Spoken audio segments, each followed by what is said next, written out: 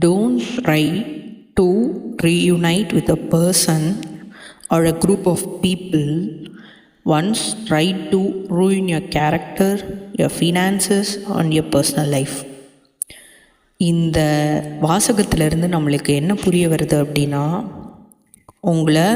உங்களோட கேரக்டரை, உங்களோட செல்வத்தை, உங்களுடைய பர்சனல் லைஃப்பை யார் ஒருத்தர் அழிக்கணுன்னோ, உங்களை கீழே கொண்டு வரணுன்னோ நினச்சி அதுக்கான சதி வேலைகள்லாம் பண்ணி உங்கள் கூடயே இருந்து குழி பறித்தாங்களோ அவங்கள திரும்ப உங்கள் கூட சேர்த்துக்க நினைக்காதீங்க.